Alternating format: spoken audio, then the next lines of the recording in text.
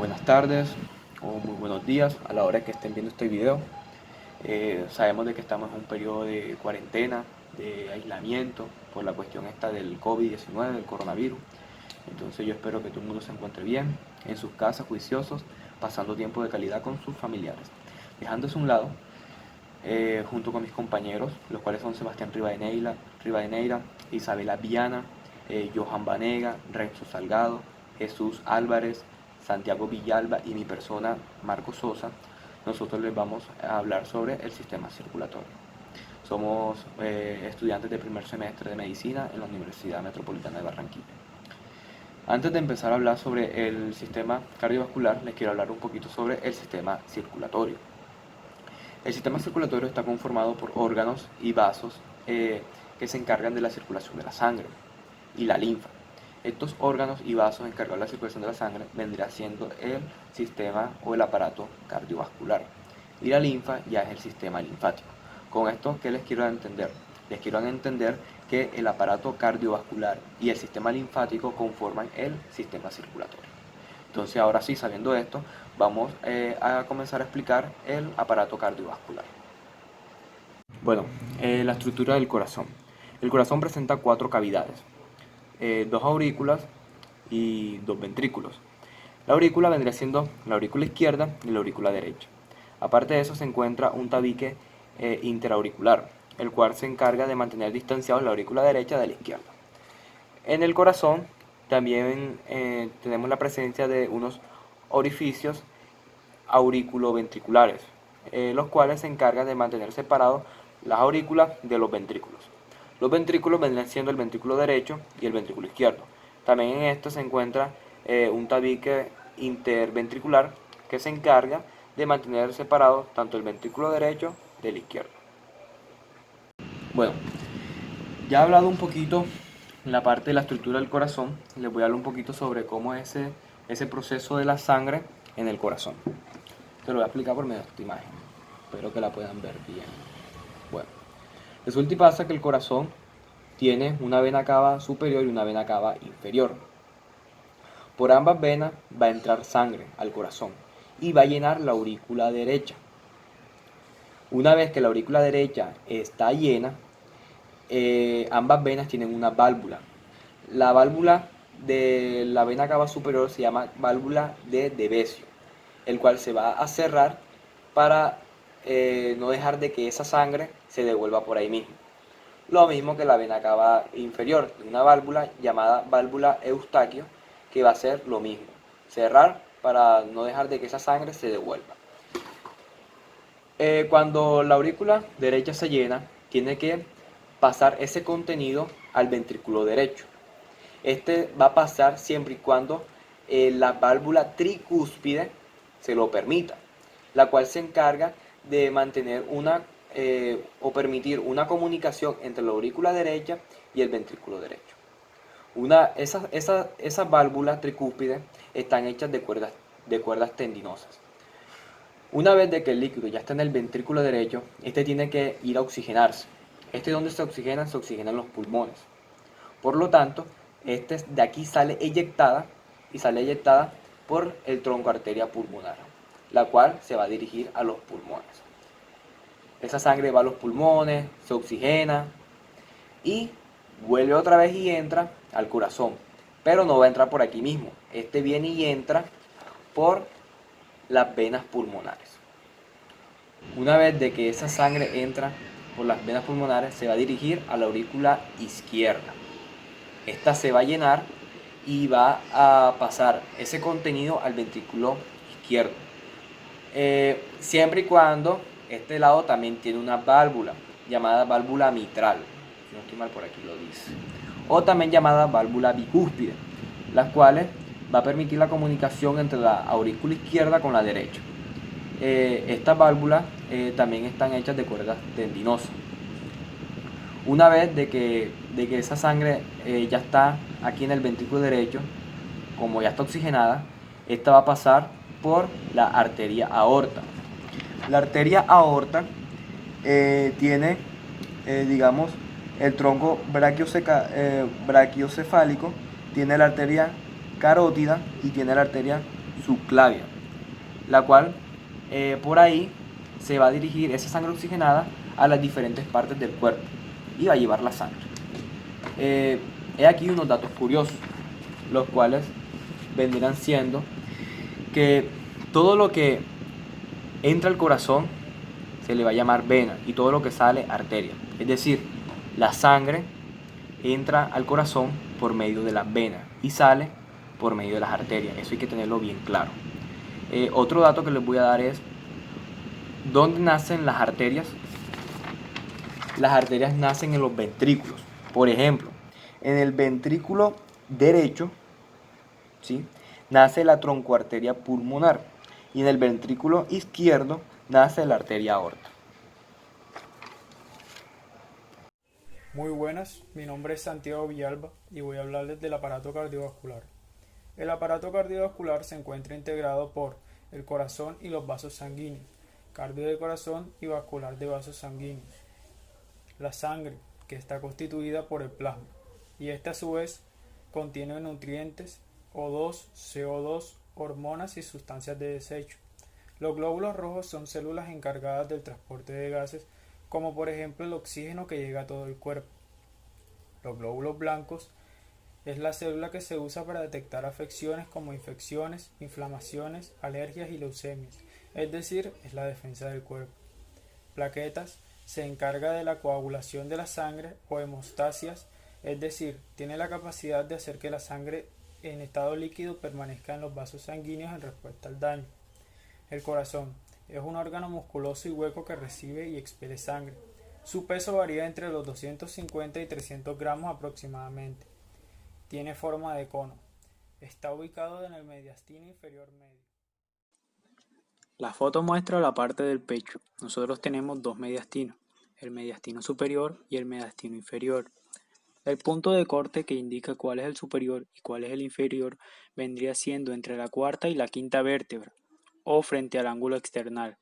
El mediastino inferior se divide en tres: en el mediastino anterior, que vendría siendo la parte de adelante, el mediastino medio, como su nombre lo indica, la parte media, y el mediastino posterior, que es la parte de abajo. Todo esto es obtenido sobre el diafragma. Buenas tardes, mi nombre es Renzo Salgado, estudiante de medicina del grupo 9. Hoy les vengo a hablar de la histología del corazón, la cual está dividida en tres partes, que sería el endocardio, miocardio y el pericardio. Primeramente hablaré del endocardio, que es la capacidad más interna que recubre las aurículas y los ventrículos. La transición a las arterias y en las venas.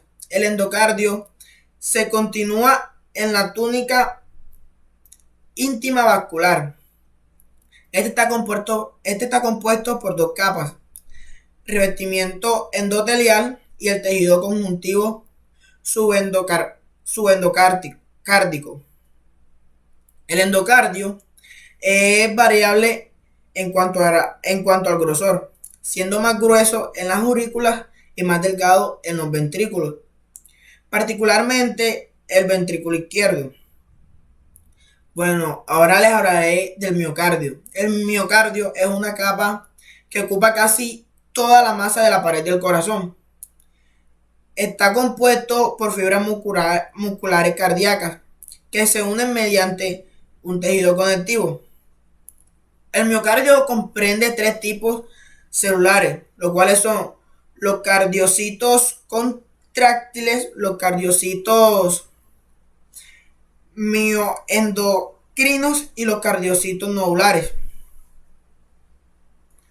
Ahora les hablaré del pericardio. El pericardio es una membrana que envuelve el corazón, que se divide en el pericardio fibroso y en el pericardio seroso.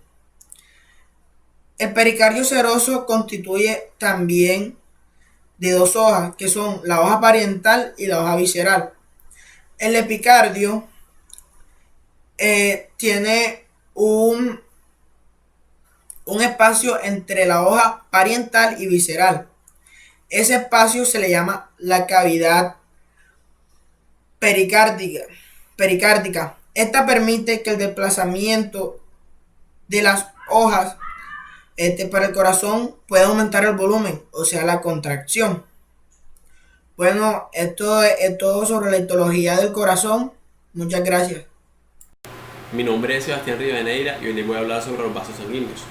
Los vasos sanguíneos son una red de conductos de sangre que se encargan de transportar la misma a través del cuerpo. La sangre es transportada a través de venas y arterias. Las arterias tienen la función de transportar la sangre oxigenada del corazón a los tejidos y de los tejidos al corazón. Estas mismas arterias se ramifican formando arterias más pequeñas llamadas arteriolas. Las arteriolas en su interior poseen vasos sanguíneos microscópicos llamados capilares. Estos capilares se distribuyen entre las células y se unen formando venas pequeñas llamadas vénulas. Las vénulas se fusionan entre sí formando venas de mayor calibre que se encargan de transportar la sangre desoxigenada al corazón. Las venas tienen la capacidad de aumentar y disminuir su tamaño dependiendo de la cantidad de sangre que deban almacenar para que funcione la circulación. Existen venas llamadas venas periféricas que impulsan la sangre a través de la bomba venosa. La bomba venosa es el conjunto de músculos esqueléticos que ayudan al corazón en la circulación sanguínea, ya que aumentan el retorno venoso y pueden influir en el flujo sanguíneo arterial, lo cual ayuda también al gasto cardíaco, que es el volumen de sangre eyectado por el corazón cada minuto, el cual es producto de la frecuencia cardíaca por el volumen sistólico. Gracias. Buenas tardes, mi nombre es Isabela Viana y hoy yo les vengo a hablar sobre las presiones arteriales. Las presiones arteriales son la presión sistólica, la presión diastólica y la presión arterial media. La presión sistólica es cuando se contrae el corazón y la presión se eleva y la sangre sale del corazón y empieza a correr. Un ejemplo de esto es aquí. Aquí está la presión sistólica que está en 118 milímetros de mercurio, porque la presión se mide en milímetros de mercurio. Y aquí está la diastólica que está en 66 milímetros de mercurio, que es de la que voy a hablar ahora. La presión en esta fase de la diástole, ¿qué pasa? El corazón se relaja, entra la sangre al corazón y la presión se baja. Luego le sigue la presión arterial media. ¿Qué pasa con esa? Se abrevia PAN. La presión arterial media es el promedio, es la presión promedio en un ciclo cardíaco completo. Se calcula con la siguiente fórmula.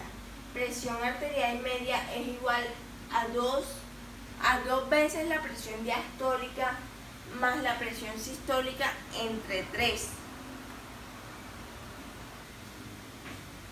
Aquí les traigo un ejemplo. Aquí dice tensión arterial. ¿Eso qué es? No es lo mismo que presión arterial. La tensión arterial es una cosa muy diferente. ¿Por qué? Porque la tensión arterial son estas dos juntas, 160-100, o sea, la sistólica y la diastólica. Y la presión es esto, sistólica y diastólica por separado. Entonces, ¿cuál es el procedimiento que vamos a hacer aquí? Presión sistólica más 2 veces la presión diastólica sobre 3. Entonces aquí sumamos 160 más 100 por 2, que me da 200. Aquí está, esto me da 160 más 200 entre 3, ¿cierto? Entonces 160 más 200 me da 360. Entre 3 me da igual a 120 milímetros de mercurio, porque como ya dije anteriormente, la presión se mide en milímetros de mercurio. Los valores normales de... ¿Cuál de las dos presiones es más importante? ¿Cómo así? Ambas presiones son importantes para la salud. Pero ¿qué pasa? Pasa que a la presión sistólica hay que tenerle más cuidado porque es la presión de más riesgo de contraer, es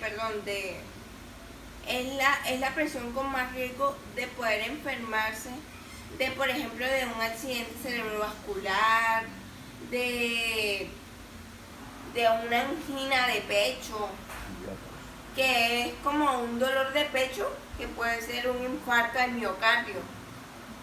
Y los valores normales son, por ejemplo, la presión sistólica, que se considera que está en un valor normal en 120 milímetros de mercurio, y cuando está alta es de 140 milímetros de mercurio o más. Y en la presión diastólica se considera que está normal en 80 milímetros de mercurio, y cuando está alta en 90 milímetros de mercurio o más. Gracias. El sistema linfático anatómicamente es parecido o igual al sistema sanguíneo, solo que este no transporta sangre sino linfa. Y no es un sistema cerrado, ya que este se compone primeramente de vasos, después pasa a los tejidos y ya por último se vuelve un conducto torácico que se encuentra entre la vena subclavia y la yugular interna. Las funciones del sistema linfático es el drenaje de líquido intersticial, que es el exceso de, por decirlo así, de grasa que hay dentro de nuestras células o tejidos. Y esto, el sistema linfático lo que hace es que lo transporta mediante todo el sistema y lo devuelve a la sangre para que así se pueda hacer este proceso nuevamente. Buenas, mi nombre es Johan Vanegas y le vengo a hablar sobre la dinámica de flujo de circulación linfática. La velocidad de flujo linfático se ve incrementada por la presión del líquido intersticial, cuyo valor es de menos 5,3 torr. Los factores que pueden incrementar la presión del líquido intersticial son el aumento de la presión capilar, la disminución de la presión colonostópica plasmática, el aumento de proteínas en el líquido intersticial y el aumento de la permeabilidad capilar.